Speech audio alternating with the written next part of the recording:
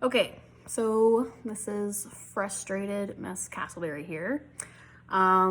If you made 100 on the controlled substances assignment, which I've graded all periods except for 6th, and I'm grading them right after this, then I'm not talking to you because you obviously looked at the PowerPoint or copied someone that did and you had the right answers for these same questions you keep missing.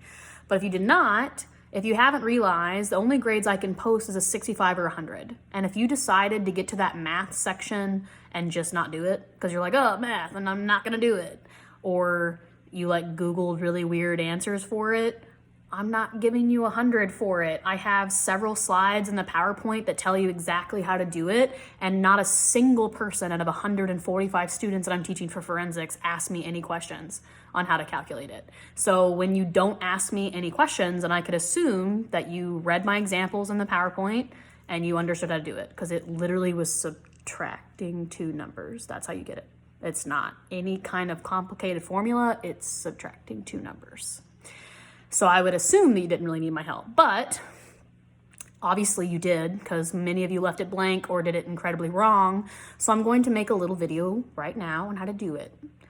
If you did not make 100 and you have that 65 and you don't want a 65, then after this video you can go resubmit it. I'm not gonna go check to see who's resubmitted, because I've already spent hours and hours and hours and hours of grading having to write several comments and corrections on the same stuff. So if you want to redo it to bring your grade from a 65 on that assignment to 100, then you will tell me in an email that you've resubmitted it, and I will then go personally check yours to bring up your grade. But I'm not gonna like do this entire grading process over to see who resubmitted it. Okay, so these are the problems. You have these two problems inside your PowerPoint over blood alcohol concentration that I said a lot of you left blank. So if you're going here, what you're looking for is the weight of the person, if the person is a male or female, and then how many drinks they had. We're just kind of assuming that every drink is about either one beer or one shot. Now that of course can be different, but we're on average, it's one shot or one beer. So it just has a number of drinks.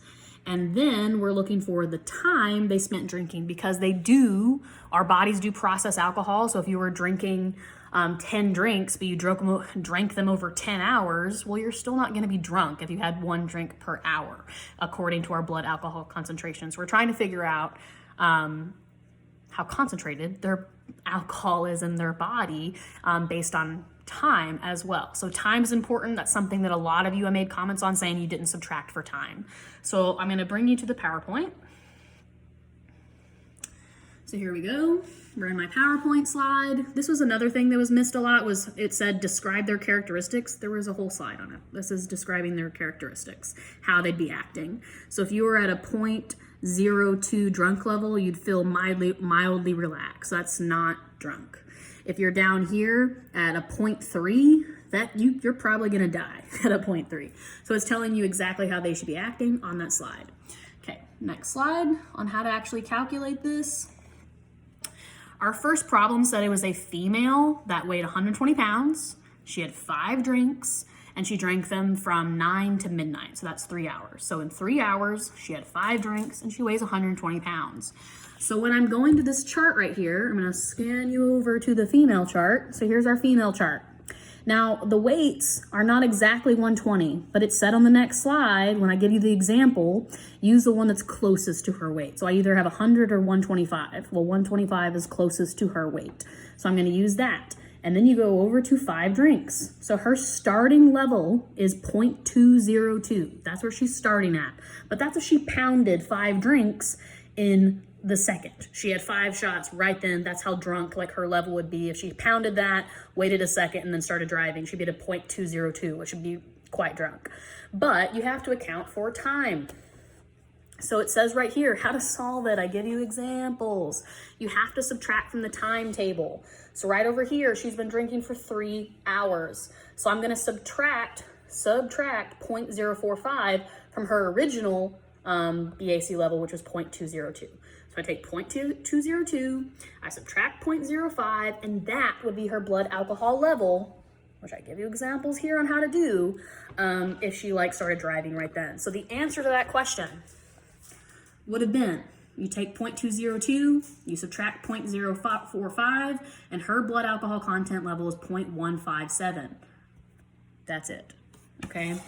Another thing that was missed a lot was y'all were leaving that chart on the types of drugs blank. So let me go back up. So right here, this chart was left blank a lot, or just like barely filled in.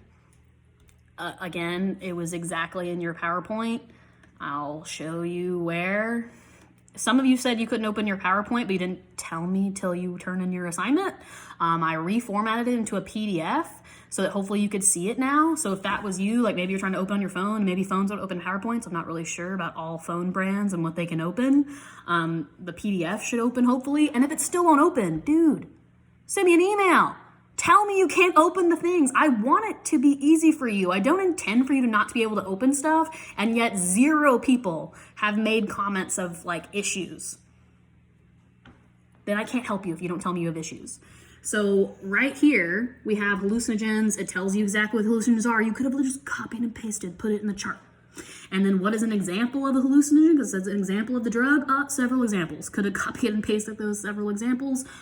And there you go. So for those of you that wrote silly messages like couldn't find the information, it was in the PowerPoint. If you couldn't open the PowerPoint, I've now made a PDF. If you still can't open the PDF, please send me an email, a remind. I would get to you faster than an email, but I'm still checking my emails pretty freaking fast. Okay, rant done. In the future, if you are struggling with how to do this stuff, you have to tell me, and I will answer the question. If you're leaving several things blank, I'm not going to give you 100. I'm just not. And I can only give you a 65 or 100. 100 is supposed to say that you've proven to be mastery. And if you're just leaving a bunch of crap blank because you don't feel like looking at my PowerPoint, then I'm not going to say you master the material. For the tests and quizzes, same thing. I've opened the tests and quizzes. You can take them multiple times. So I'm not going to give you 100 when you left it at a 65 or a 70 or even a 75. Like that's not, you could have just taken it one more time and done a better job. You have all these resources open to you with all the answers. So I can't give you those excuses of like, oh, well, a 70, that deserves 100. Like it doesn't. I have it open. You can take it again. All right. If you have any questions, I am done ranting. You may send me your questions.